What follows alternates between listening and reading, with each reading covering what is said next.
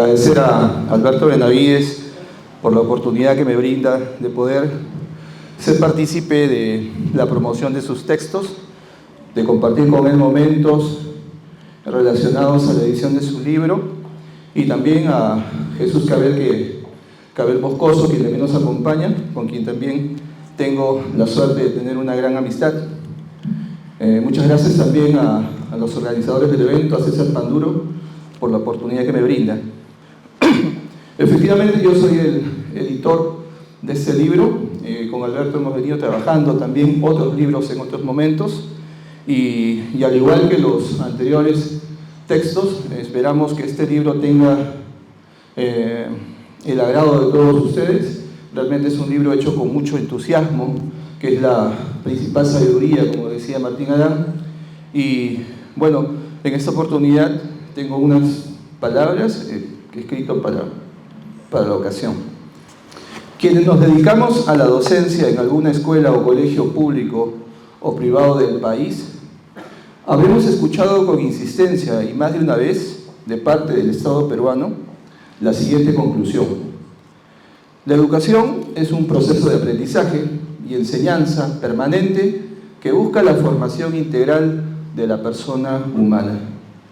Se concibe como un derecho fundamental que permite el desarrollo de potencialidades, capacidades, conocimientos, actitudes y valores necesarios para actuar eficazmente en la sociedad, ejercer la ciudadanía y aprender a lo largo de toda la vida. Impecable corte humanista, advertimos en este concepto una visión profundamente idealista y adaptativa que omite las tensiones de poder del sistema educativo. En primer lugar, sus énfasis en actuar eficazmente delata un sesgo funcionalista y utilitario que reduce la educación a una fábrica de capital humano orientada a encajar solamente en el mercado laboral, neutralizando su potencia transformadora y crítica frente a las injusticias sociales. Asimismo, al romantizar el proceso como un derecho universal que despliega potencialidades por el solo hecho de asistir a ella, peca de ingenuidad e invisibiliza las brechas estructurales, ocultando que la escuela opera frecuentemente como un aparato de reproducción social y exclusión de las clases desfavorecidas. Si seguimos mirando con las gafas de la filosofía o la sociología, notaremos una sobrecarga pedagógica de carácter casi mesiánico al presumir que las aulas reducen por sí solas las crisis sociales, éticas, políticas y económicas. Ante estos lugares comunes, que a la larga no dicen ni resuelven nada, es evidente que la superficialidad prima, pero que a la vez invoca a una autoeducación perentoria. Es aquí cuando necesitamos la lucidez y el esclarecimiento de ciertos libros, sobre todo de aquellos que cuestionan, revelan y señalan la naturaleza misma de las cosas. El libro que presentamos hoy va por esa vía. Es una obra que en esencia nos señala que toda educación es autoeducación y apuesta por ella. No apela a los colegios, instituciones que más de las veces aplacan la amplitud creativa, uniformizan el pensamiento y deshumanizan la vida hacedora, sino al individuo mismo y a la elección de su propia salvación. En este silencio, título sugerente, dado que en ese estado caben todas las posibilidades, aporta nuevas variables a esta discusión cuasi mesiánica al señalar a la naturaleza como un eje central en su discurso. La duda martinadánica, la meditación, el entusiasmo y el aguzamiento de los sentidos son esenciales en esta propuesta elucidadora. La educación que nos presenta Alberto Benavides es una más elevada, o al menos una mucho más profunda, que apela al espíritu. El libro, a través de sus 4 apartados, se presenta como una oda sincera a la esperanza, una propuesta honesta que, a la usanza de un moderno Virgilio, nos guía a través de las complejidades y miserias de un país que se quiebra y al cual le urge nada menos que la acción. Para Benavides, el punto de partida es el juego y la discusión racional con el lenguaje para que aflore el diálogo, pues solo volviendo las palabras y apropiándonos de su esencia, podremos desaprender, bellísima palabra, y encarar los dogmas impuestos, las certezas infundadas, la ceguera o el huevonaje colectivo, como le llama, a fin de alcanzar una ciudadanía consciente y entablar un diálogo fraterno en un país que se niega a sí mismo. En este proceso de formación, las bibliotecas públicas y los centros culturales surgen como los verdaderos espacios de instrucción, diálogo y encuentro para personas de todas las edades. Retomando el célebre dictum valedomariano, no puede haber patria sin ciudadanos y no puede haber ciudadanos sin educación. El texto desarrolla esta premisa, señalando la experiencia del buen pensar que nos ofrecen estos espacios públicos para la cultura. Y si bien la lectura es sobre todo un acto silencioso y solitario, la lectura colectiva o la mediación sugerente siguen siendo ejercicios civilizatorios indispensables. Prueba de ello son las decenas de actividades que la Biblioteca Abraham Valdemar de Huacachina, a través del esfuerzo conjunto de Alberto Benavides y César Panduro, promueven todos los años. Frente a la crisis social actual, el autor dirige su crítica y sus rabias hacia el discurso burocrático, que reduce la educación y el pensamiento a un derecho abstracto, ignorando las brechas estructurales de maestros desganados y alumnos enajenados por la miseria. Su propuesta postula una pedagogía de la atención y la proximidad humana, donde educar ayude a estirar la mente hacia algo que nos haga mejores y nos permita convivir en la diversidad.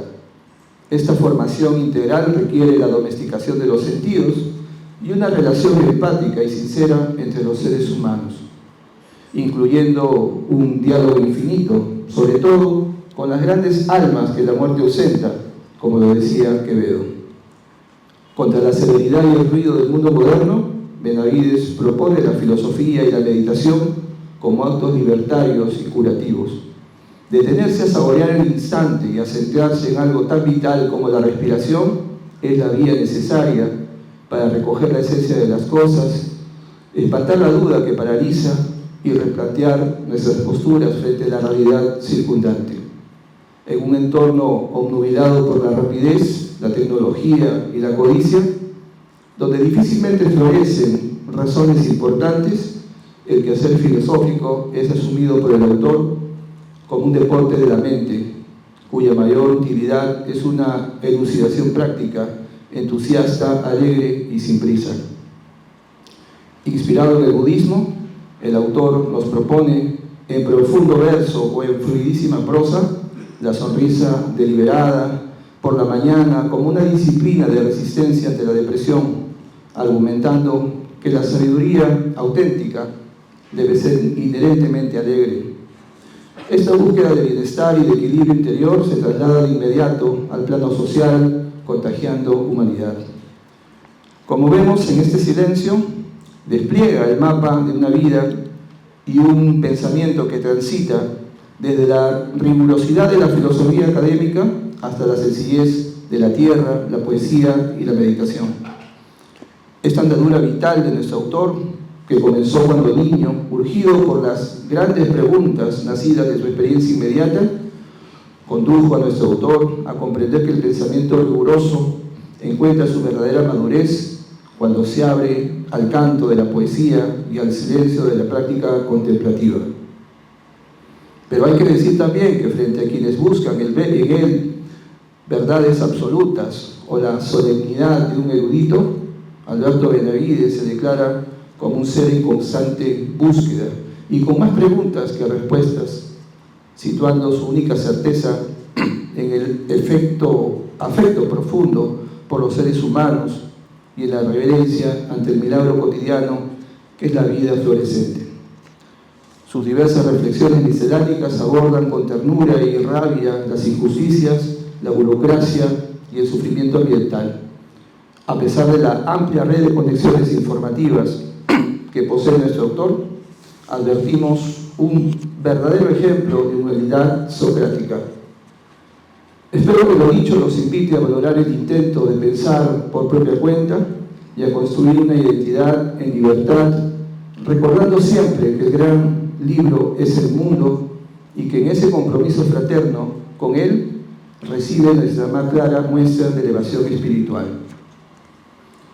Para terminar, quisiera traer a colación una curiosa anécdota.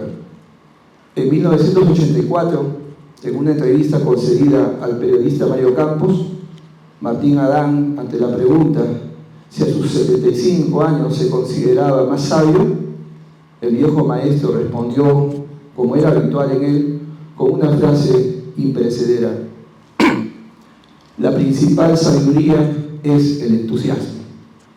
Yo solo quería recordar a Rafael de la Fuente Benavides para agradecerle a Alberto el entusiasmo que su palabra ha sembrado en muchos de nosotros. Muchísimas gracias.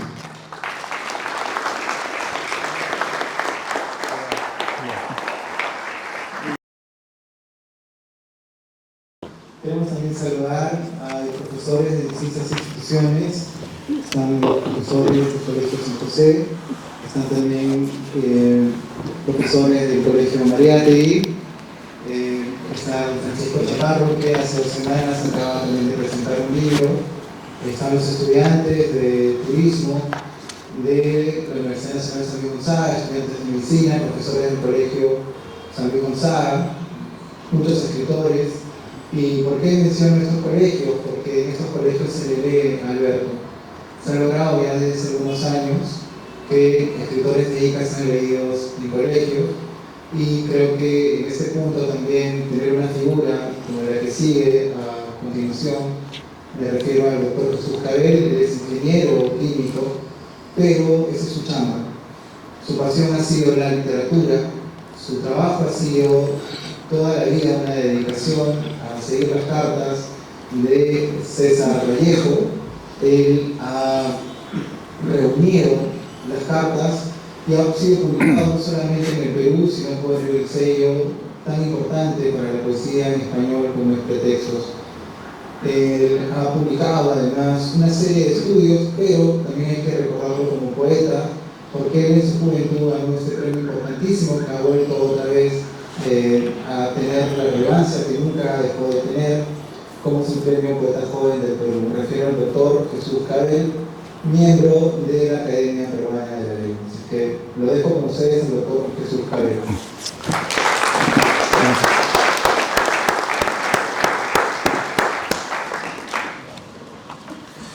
Muy buenas noches. Un saludo fraterno para Alberto Benavides, que nos reúne esta noche para celebrar el nacimiento de un nuevo libro. Un saludo fraterno también al público, a los diferentes representantes de los colegios, de la educación en ICA.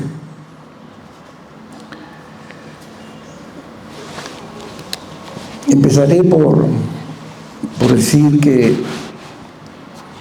en este silencio de Alberto Benavides Ganosa, el título de su obra resulta siendo una expresión que puede entenderse de varias maneras, según el contexto, el tono y lo que se quiera transmitir.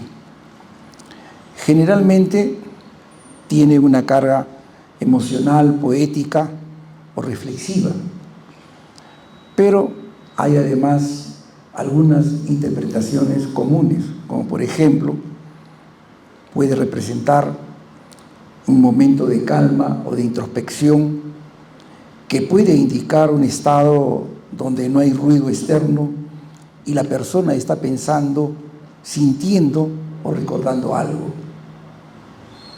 También puede expresar cierta distancia o ausencia de comunicación, pues a veces el silencio simboliza que alguien no habla, no responde o guarda sus sentimientos. También puede ser de dolor, de nostalgia o de vacío. Generalmente el silencio suele representar soledad, pérdida o tristeza. o puede ser también de paz y conexión interior, donde se puede expresar tranquilidad, serenidad o una experiencia espiritual. Creo que en este silencio está mejor representado como un espacio de reflexión y de meditación. Así se puede comprobar en las 4 secciones que comprende el libro: Paideia, Esa radio existe, De Rerum Natura y La Tierra Pensando, donde los textos alternan la prosa y la poesía y la filosofía. No olvidemos que la poesía apareció antes que la filosofía. Antes de que existiera la filosofía como expresión o como reflexión racional, organizada, ya existían poemas que hablaban del amor, la muerte, la naturaleza y el sentido de la vida. Mientras que la poesía siente, imagina y sugiere, la filosofía analiza, pregunta y razona. A lo largo de la historia, algunos filósofos escribieron casi como poetas y muchos poetas reflexionaron como filósofos.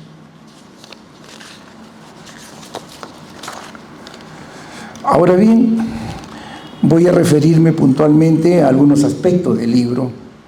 Por ejemplo, en la página 31, textualmente, el poeta señala, cito: mi tesis, en resumen, es que no todos tienen que leer.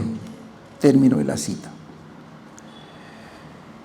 Puede parecer una expresión provocadora porque solemos asociar la lectura con inteligencia, cultura o incluso con virtud moral. Encuentro que esta afirmación puede tener varios sentidos importantes y razonables.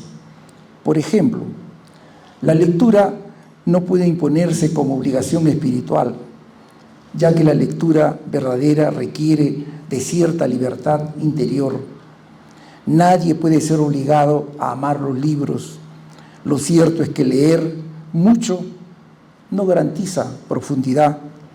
Alguien puede leer cientos de libros y seguir siendo superficial, arrogante o incapaz de escuchar.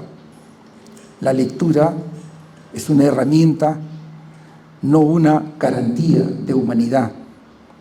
Ahora bien, no toda lectura transforma, pero leer en sentido profundo implica diálogo interior, lentitud y transformación. No todos tienen que convertirse en grandes lectores, pero todos deberían tener la posibilidad de leer y de encontrarse con buenos libros. En el fondo, afirmar que no todos tienen que leer puede ser una manera de defender una idea más amplia de dignidad humana. El valor de una persona no depende únicamente de cuántos libros haya leído, y al mismo tiempo reconocer que los libros siguen siendo una de las formas más poderosas de profundizar en la experiencia humana. Más adelante, en la página 37, el poeta reclama, cito: necesitamos espacios públicos para la cultura, o sea, bibliotecas. Cierro comillas. Por cierto, que las bibliotecas no solo son un depósito de libros, sino una tecnología cultural de la atención, del conocimiento y de la libertad. Sin bibliotecas, gran parte de la historia desaparecería. Cada generación recibe una herencia intelectual gracias a ellas. Leer permite entrar en otras vidas, épocas y formas de pensar. Como decía Jorge Luis Borges, siempre imaginé que el paraíso sería algún tipo de bibliotecas. En el fondo, las bibliotecas son importantes porque representan una idea muy noble de la civilización, que el conocimiento debe preservarse, compartirse y ponerse al servicio de todos. En suma, enseñan una relación más humana con el conocimiento. Más adelante, en la página 135, Alberto nos refiere, cito entre comillas, la religión, nos habla de la religión de la tierra, expresión que depende mucho de qué se quiere decir, pues puede entenderse de varias maneras.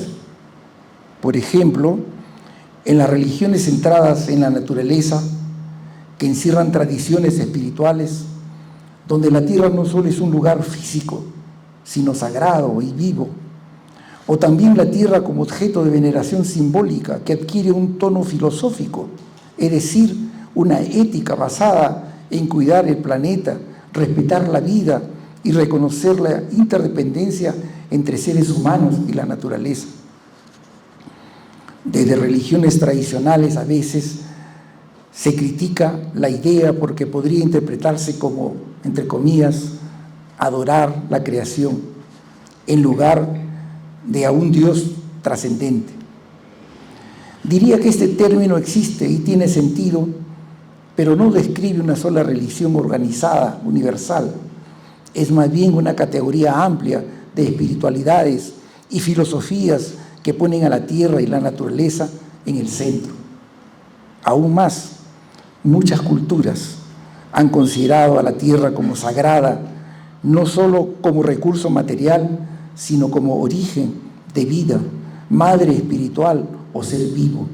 Por ejemplo, las culturas andinas, principalmente en los pueblos quechuas y aymaras, donde existe la veneración a la Pachamama, los pueblos indígenas de Norteamérica, las tradiciones amazónicas, la antigua Grecia, el hinduismo, el Shinto en Japón, las culturas africanas tradicionales y el paganismo europeo antiguo, principalmente los celtas.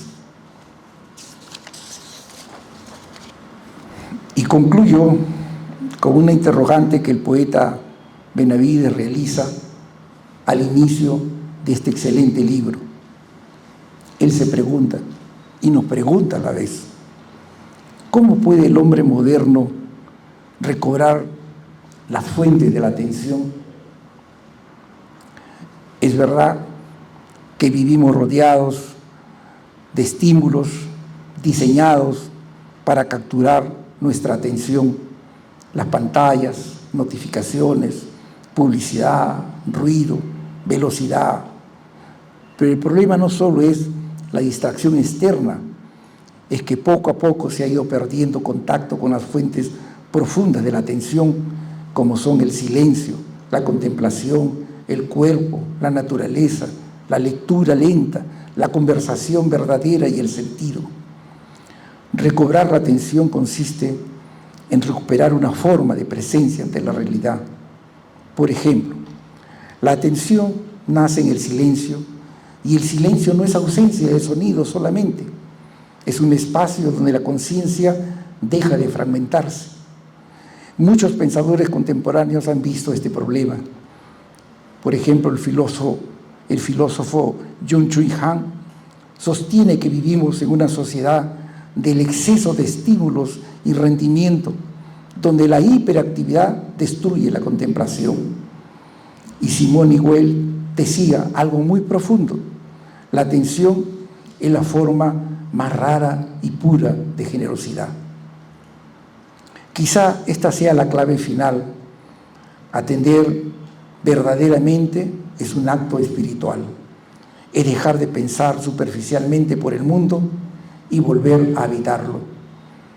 Debo precisar también que en cada apartado aparecen poemas breves, íntimos, que no escapan de la contemplación y meditación frente a la naturaleza, donde se convierten las emociones en palabras y silencios en versos que encuentran eco en otros, estableciéndose un puente hacia lo humano, un reflejo de la belleza, el dolor, la esperanza y los sueños que compartimos. En este silencio, a mí personalmente, no me cabe la mayor duda que este libro afirma y continúa los temas que en el 2015 Alberto Benavides publicó con el título de La Ruta Natural, ¿no? Otro libro que reúne artículos y que nos llama a la reflexión. Y debo confesar que gracias a este libro me ha permitido poder reflexionar sobre todos esos aspectos que de alguna forma también mi querido amigo Víctor Salazar los ha señalado, ¿no? Y que en el fondo nos dejan una clara lección, ¿no? No solo por la educación, por las bibliotecas, por la familia, por los hijos, por los amigos, sino fundamentalmente porque hay un nuevo derrotero que debemos iniciar y que este libro nos invita a realizarlo. Enhorabuena por este valioso aporte a la literatura. Muchas gracias.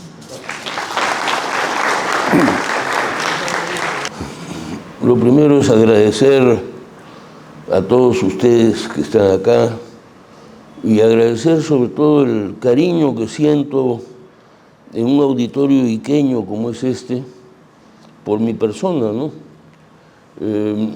Yo he tratado de hacer algunas cosas y entre otras escribir, ¿no? Este libro es, primero que nada, un intento de señalar a la meditación, al silencio, ¿no?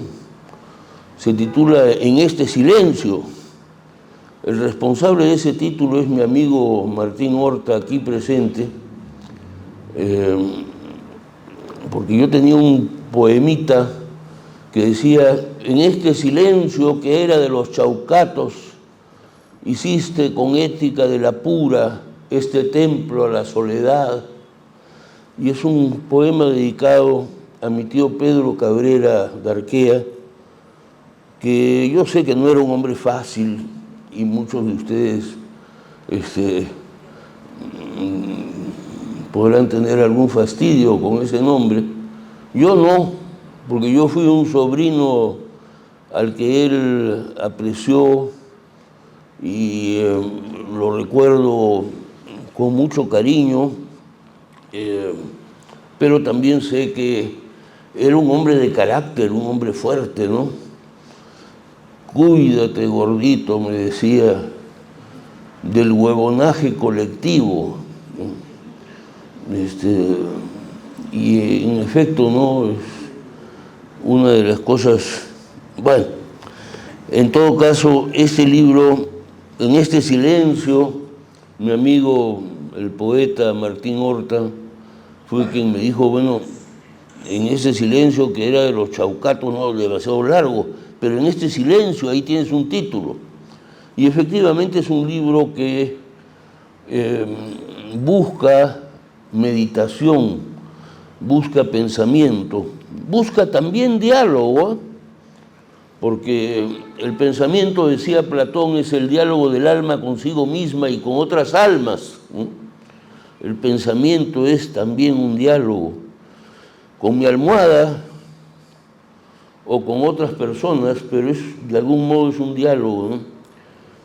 Ahora, la meditación es más. La meditación es silencio, cosa que por supuesto es muy contraria al espíritu del mundo moderno. El mundo moderno no quiere saber nada con la meditación. Quiere el ruido, quiere que rápidamente nos movamos en una dirección y en otra. Y ahora con los telefonitos ya pues es una cosa increíble, ¿no? O sea, yo diría que el telefonito es lo contrario de la meditación, ¿no? Es lo exactamente contrario, ¿no? Bueno, estas meditaciones, bueno, también meditaciones decimos, ¿no?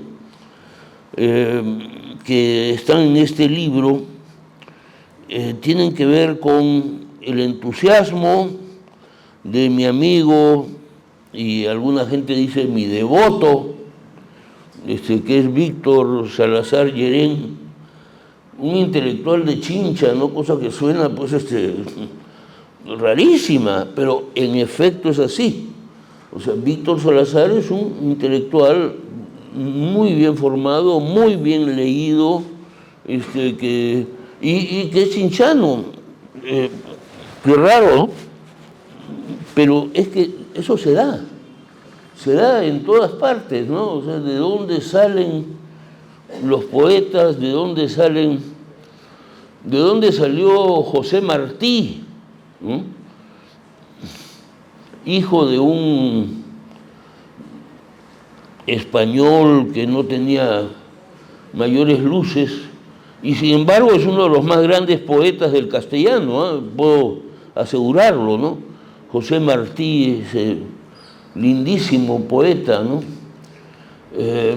Y bueno, ¿de dónde salen estos espíritus que de pronto irrumpen y que, bueno, nos iluminan, ¿no? Porque los grandes poetas nos iluminan, ¿no?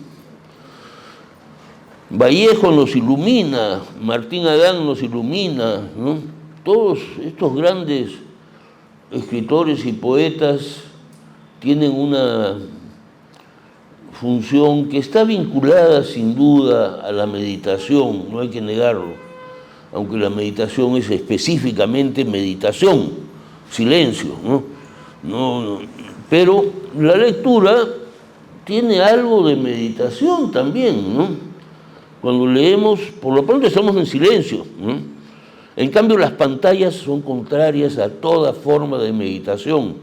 La televisión, el telefonito, el cine, para mí son contrarios a toda meditación. En cambio, la naturaleza promueve la meditación.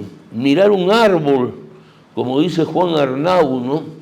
Mire usted un árbol 1 minuto al día, ¿no? Y esa es una meditación importante, y tiene toda la razón. Es decir,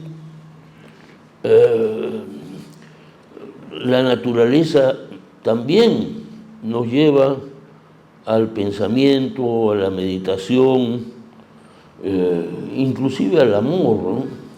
Yo creo que la naturaleza, ¿qué puedo decir? Yo soy un enamorado de la naturaleza y creo firmemente que la naturaleza, que la tierra, ¿no?, es sagrada. Y bueno, esa es mi religión. Yo quiero decir que este libro, como el anterior, durante muchos años no he querido yo publicar, porque sentía que había demasiada palabra en el Perú, ¿no? Demasiado, se habla demasiado. Y de pronto quise publicar de nuevo.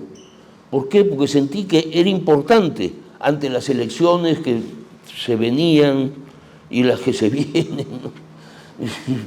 Pienso que, ¿por qué no poner una palabra ahí? ¿Por qué no poner mi palabra, ¿no?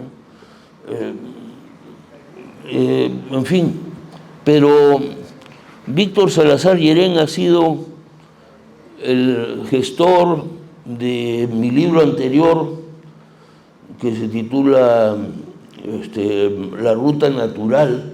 Eso es un palíndromo, se lee al revés y al derecho. La Ruta Natural. Escríbanlo y van a ver. Se lee igualito al revés y al derecho, ¿no? Un palíndromo se llama eso. Palabra griega, ¿no? Palíndromo. Hipódromo es donde corren los caballos. Palíndromo, lo que corre en 2 direcciones, ¿no? Y bueno, tanto para ese libro como para este, Víctor Salazar Llerén ha sido el gestor de estos libros, ¿no? Porque, claro, yo he querido publicarlos y yo le he dado los textos los he escrito yo, sin duda, yo no he copiado a nadie, han salido de mi, en fin, de mis pensamientos, Pero Víctor ha sido quien ha hecho posible que estos libros se realicen, ¿no? Y por lo cual le estoy profundamente agradecido, ¿no? Pero en fin, yo espero que este librito mío, que tiene que ver con la tierra en Ica, ¿no? Yo estoy hace 31 años en Samaca, obviamente no todo el tiempo, porque tengo 5 hermanos, 5 hijos y 5 nietos, o sea que no puedo estar todo el tiempo, pero sí estoy todo lo que puedo, ¿no? Y es donde quiero vivir y es donde deshago la maleta, ¿no? Ahí es mi casa principal, ¿no? Y esa relación con la tierra ha sido para mí fundamental y lo sigue siendo, ¿no? Creo que la naturaleza es la gran educadora y, bueno, además de que allá tengo mucho tiempo para leer, ¿no? Me puedo dedicar a leer a Heidegger, por ejemplo, que es un filósofo al que admiro muchísimo, y puedo dedicarme días enteros a mis lecturas, pero también me dedico al campo, bueno, a mirar qué cosas está ocurriendo, tratar de mejorar las cosas, tratar de convencer a mi gente que lo que hay que hacer es sembrar árboles, guarangos principalmente, ¿no?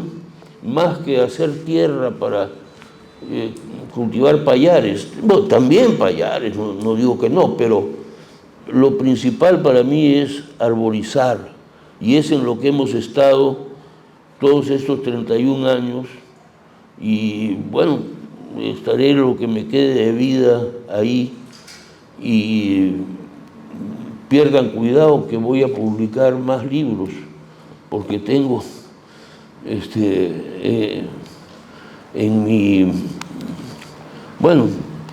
tengo mucho interés en influir en mi patria, a la que adoro.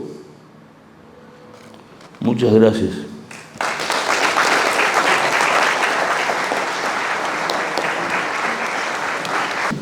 ¿Se hay una pregunta? Primeramente, para saludar a la mesa de honor, saludar a un gran hombre que tiene Ica, como es el señor Alberto Benavides, un gran escritor, no solamente estos libros, Umbral, me acuerdo mucho, y otros libros más, que de verdad que Ica necesita mucha cultura, señor Alberto. Felicito esa iniciativa de seguir escribiendo la esencia de estos libros. La pregunta es, señor Alberto, si usted va a escribir más libros, ¿cuál sería la esencia para nuestra región de Ica, sabiendo que en otros países cercanos al Perú leen más todavía que nosotros? Educar a nuestra gran universidad de Ica y a los maestros que están acá, por ejemplo, enseñarles a los alumnos una educación vial que utilicen la escalera del frente de la universidad y no pasemos por la Panamericana. ¿Cuál sería la esencia del otro libro, doctor Alberto? Bueno, muchos de ellos los saludan. Muchos de ellos. Sí, mucho gracias. Olvidé decir que a mí me honra presentar este libro en la Universidad San Luis Gonzaga de Ica, porque es la Universidad de Ica, de este pueblo en el que vivo desde hace muchos años, y además porque yo recuerdo cuando se fundó la Universidad de Ica, ¿no? Estaba ahí, yo era un jovencito, ¿no? Yo tenía 20 años, una cosa así, pero fue toda una épica, ¿no? De hacer que se fundara la Universidad de Ica, y ojalá que esta universidad sea cada vez mejor, cada vez más seria, que tenga mejores profesores, en fin. Pero obviamente que hay el camino de la civilización es complicado y tenemos que hacer que la gente comprenda que hay reglas en la vida civilizada, ¿no? Que los autos paren en las cebras, ¿no? Que la gente use los pasos peatonales, en fin, que no tomen Coca-Cola, que se den cuenta que la Coca-Cola es un veneno, todas las gaseosas, ¿no? Todas, incluso las que no tienen azúcar, ¿eh? Bueno, ya estoy hablando tonterías, ¿no? Me interesó bastante leer sobre lo que es la meditación. Realmente hay todo un movimiento en este momento que orienta a lo que es la meditación. Usted da unas técnicas muy sencillas para hacerlo. Entonces, lo que quería saber era, uno, ¿cuánto tiempo viene usted practicando la meditación? Y segundo, ¿cuánto ha influido la meditación dentro de su trabajo, dentro de la labor que realiza? Buena pregunta, porque yo he practicado la meditación desde hace muy pocos años, quizá 10 años, ¿no? Y antes yo pensaba que leer era suficiente, meditación, pero ahora no lo pienso, ahora pienso que es importante sentarse a meditar simplemente respirando, ¿no? Inhalar y exhalar, ¿no? Sin ninguna intención, ¿no? Sin ninguna intención. Y eso, bueno, yo comencé a meditar en una época de profunda depresión. Ya hace unos años que no me deprimo, porque ya los viejos no nos deprimimos, pues, ¿no? Pero en mi juventud he sido depresivo, he tenido épocas. La juventud es lo más difícil, ¿eh? La niñez es maravillosa, la vejez, bueno, salvo por los achaques, es también maravillosa, pero la juventud es lo más difícil, ¿no? Y yo comencé a meditar en una época en que estaba deprimido, veía el mundo negro, ¿no? Y bueno, allí me encontré con un libro de Thich Nhat Hanh, que es un monje vietnamita, de la tradición del budismo tibetano, ¿no? Que me dijo, medita, ¿no? Y comencé a meditar, y la verdad es que no me arrepiento, y trato de meditar todos los días media hora, sentarme en silencio, respirando.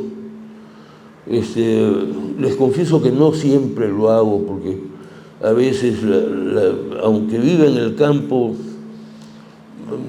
hay una cosa y otra que lo llevan a uno, ¿no? Entonces, pero trato de meditar todos los días media hora. Me esfuerzo a sentarme a meditar, porque creo que es muy saludable, ¿no? Creo que es bueno para la salud del alma, ¿no?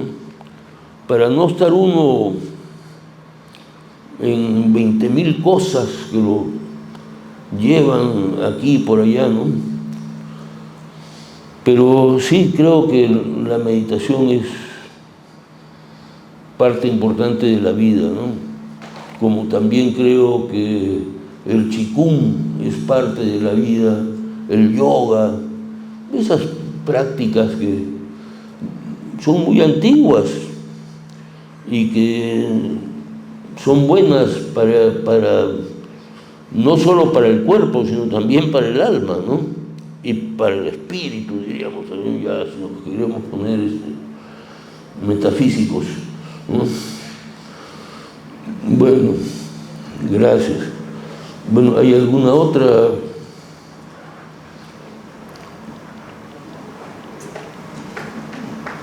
Bueno, lo mío es llamado a la meditación, a la inteligencia, espero, y espero que mis artículos diversos acá, y mis poemitas, ¿no? Que no sé si son poemas, ¿eh? Yo no estoy seguro de que sean poemas. En realidad, mi amigo Martín Horta dice que son poemas, pero yo no sé si son poemas, ¿no? Por ejemplo, ¿no? Hoy los jóvenes hoy los jóvenes no debieran optar por las finanzas. La época es muy incierta, sino por los deportes. La filosofía, por ejemplo. La filosofía es un deporte. Es una cosa inútil, como la poesía. Son cosas inútiles, pero esenciales, ¿no? Diga. Doctor, muy buenas noches. En esta sociedad que se autoexplota, apuntando todo a la exigencia, casi la lectura está quedando al margen, más aún en un mundo hiperdigitalizado, donde el papá ni la mamá ya no funciona como un modelo para los niños, sino que simplemente el celular prácticamente ha sustituido todo lo que es la capacidad creativa, crítica, reflexiva. Entonces la lectura ya casi es un tema marginal. Y la escuela lucha incesantemente para promover la afición hacia la lectura. Pero sin embargo, casi contradictoriamente el niño encuentra en casa un mensaje contradictorio. El papá estaba prácticamente cautivado en un celular en una esquina, la mamá en la otra, y finalmente no hay un modelo, no hay un ejemplo, porque la lectura se aprende a través del modelamiento, ¿no? Digamos, a través de la influencia. Entonces, estamos en una sociedad un poco irreflexiva, ¿no? Nadie razona, piensa, porque acude de inmediato a la inteligencia artificial. Entonces, estamos teniendo una sociedad casi un poco deshumanizada, insensible. Ya no hay sentimientos, ya no se construyen vínculos afectivos en la casa. Entonces, finalmente, los niños casi viven una sensación de que son niños huérfanos de padres vivos. No hay modelos de lectura. Entonces, casi resulta estéril hablar a estas alturas de la promoción lectora, porque no hay ejemplos, no hay modelos. Entonces, finalmente, existe casi una sensación de frustración. Y además, si nos comparamos con nuestros países vecinos, el nivel de lectoría es bajísimo en el Perú. Aquí no se lee ni dos obras literarias. Nuestros vecinos leen de 20 para arriba. Entonces, miren la desventaja tremenda que tenemos.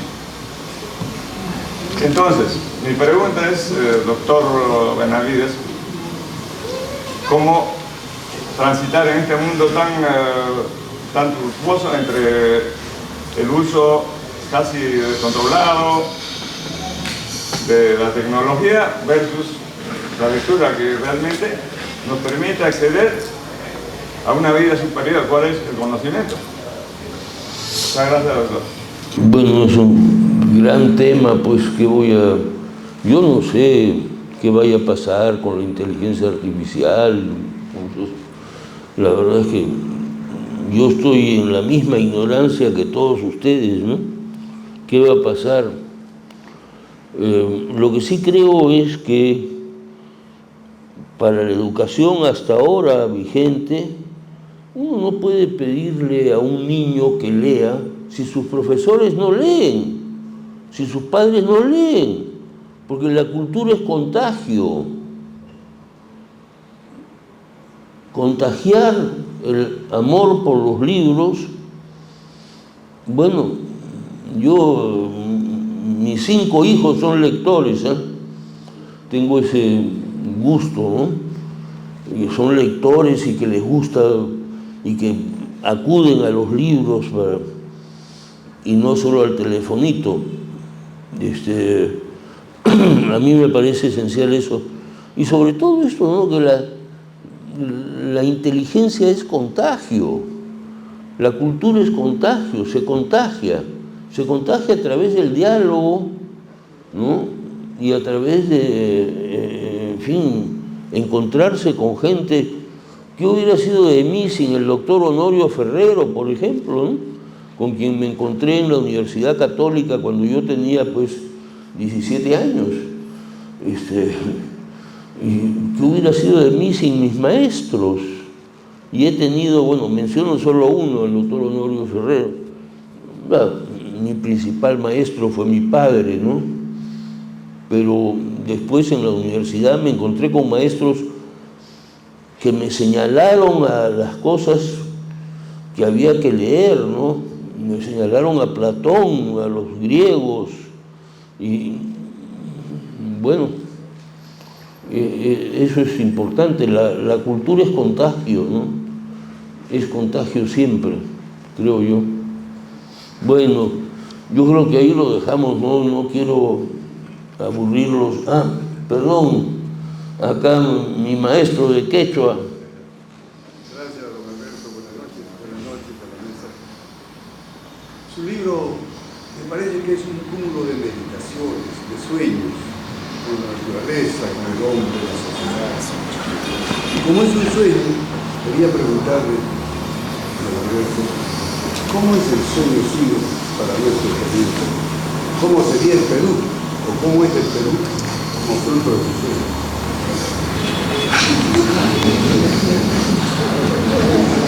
Ya me está preguntando por mis opiniones políticas, ¿no? ¿Por qué no? ¿Por qué no? Yo espero que no gane Keiko. Bueno.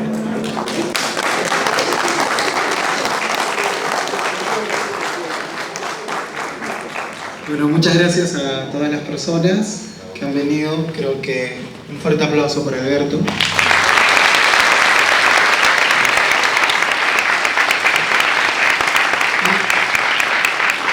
gracias. Como siempre nos invitamos a la biblioteca Ramal del Mar de Huacachina, ¿no? Y Lea, buenas noches.